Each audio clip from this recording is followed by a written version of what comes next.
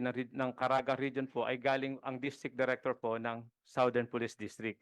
At binitbit po niya yung 24 na opisyal at PNCO. Wala pong tao doon from SPD to Caraga. So ang Sila lang po yung iilan po sila na gusto lang po makabalik sa mapalapit sa Manila, kaya po sila naging as replacement of those personnel na napunta po ng Caraga para po makabalik lang po dito sa nag-swap lang po, Mr. so si Colonel Guevara, Major Quijana, and Colonel Cabrodilla nag-request sa'yo o dinala mo?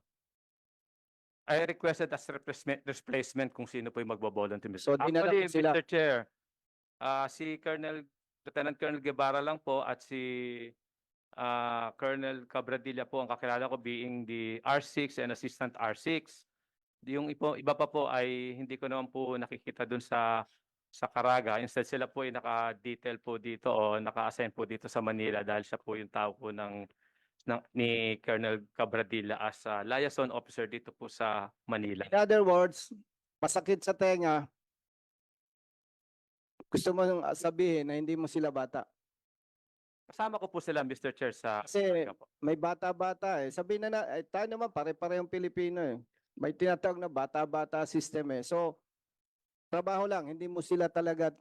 Opo, Mr. Chair. Kasama ko po sila na-assign sa region ng Caraga po.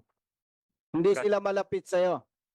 Kasama ko lang po sila, Mr. Chair. Kasama mo lang. Lahat So, po naman ng aking mga kapulisan, Mr. Chair, ay mga kasama ko po sila at halos din po dun sa member din po ng operating team ay nakasama ko na rin po halos during that time na na-assign po ako sa NCRPO. so very clear, hindi mo sila bata talaga. Kasama ko po sila, Mr. Chair. Kasama lang sa trabaho. Opo, Mr. Chair. Mr. Chair, last question na lamang po. Meron bang counting machine, Colonel Guevara, o wala? Meron po, Mr. Chair. It's also presented as evidence, Mr. Chair. So, Mr. Chair, klaro, may counting machine. 5 hours kayong more than 5 hours kayo nag-stay sa building, sa room.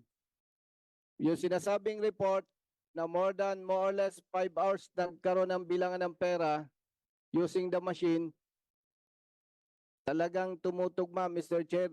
Parang masyadong malaki ang kulang. Malaking pera ang dapat hanapin dyan, Mr. Chair. So, yun lamang po. And Honorable Vice Chairman Acop, sir, maraming salamat po. Chairman, just a short interjection lang. Yes, you have the floor. Thank you, Chairman. Anyway, this is just an interjection with regards to the query made by the previous Congressman Busita. Anyway, Mr. Chairman, ako medyo sa tagal ko ba naman na I'm not a police officer, no? Pero halos ang mga police sa amin, sa region. Nakaharap mo eh. Oh, tsaka kabisado ko, no, ang organisasyon nyo. Now, ako, Mr. Chair, who is the most senior PNP officer in this room? Sino yung pinaka-senior? General Tates. General Tates. O siyang RDNCRPO eh. RDNCRPO. Anyway, Mr. Chairman, I just like to move that those mentioned names, itong siyam, kasama si General Roderick Mariano, Colonel Cabradilla, Major Jason Kiana, and Lieutenant Colonel Guevara, Major Magsalos, saka yung mga PNCO, mga sergeants that was mentioned. Please submit the service record of these mentioned names. And that includes, Mr. Chairman, the service record of the general which I mentioned. That was the regional director during the time sa Region 13 na nag-resign. Then the President accepted his resignation. Nakalimutan ko kanina yung pangalan niya. General Ramos, sino ba? General Mariano, sino ba yun? Sir, my former regional director din sa Region 13 sa Police Brigadier General Labra. Siya po yung kasama ko. Okay, so Mr. Chairman, medyo asap lang. Please the PNP should be directed to submit all those service record of those mentioned PNP officers, Mr. Chairman. Para makita lang natin. Para makita lang natin. Your, Kasi kahit ano pang ano nyo, alam mo yung sabi nga kanina ng isang congressman dito, hindi naman kami mga tanga eh. Lalo pa, karap nyo ngayon mga dating police officer. Wala. Anyway. Asap, dapat next week nandito na para at least alam din ng leadership ng PNP sa krami. Malaman nila talaga na ganito kaseryoso yung investigation ngayon, tsaka yung recommendation natin through the committee report pag lumabas na. are you, Your Honor, are you addressing that to the RDNCRPO Yes, or to the Camp Crame authorities? but nobody from the Camp Crame Meron, authorities present? DIDM, yan. Okay, the IDM. The IDM na. As Police Colonel Landico. Landico, sir. Ikaw, sir. ano ba, OIC ka o ikaw yung... DIDM yan. You just DIDM, sir. represented the IDM. Sino Yes, ngayon sir. yung head nyo? As of now, sir, Police Brigadier General Rodolfo Castil, sir. Castil. Yes, sir. Bakit wala siya dito? He's was attending in a NJS PCC, sir. Anyway, next hearing, sabihin mo, kilala ko siya. Send my regards then in next hearing kung kaya niyang nandito siya dapat. Yes, sir. Thank you. Thank you, Chairman. Thank you. I think it's my turn.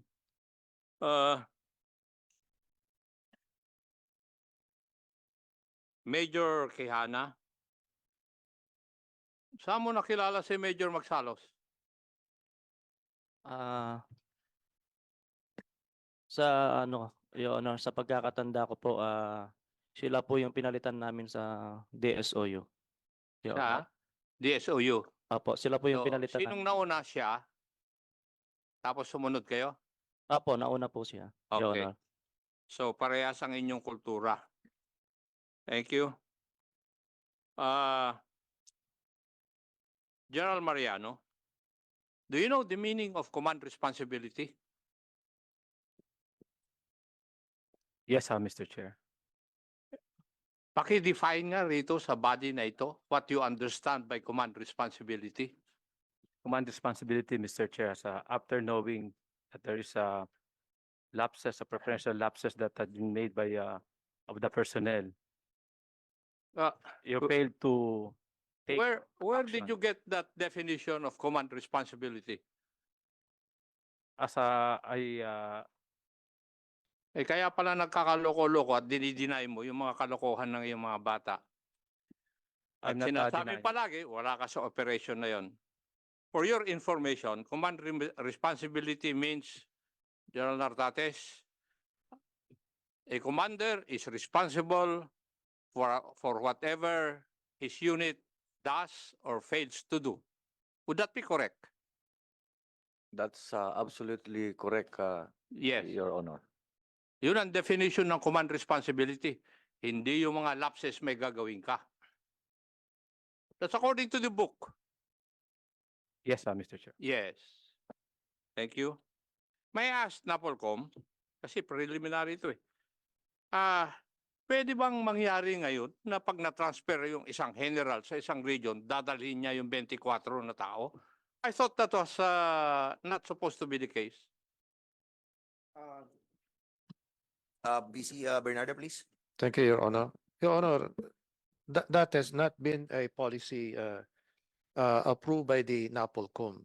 It is a practice within the level of the PNP already. Is that a good personnel practice?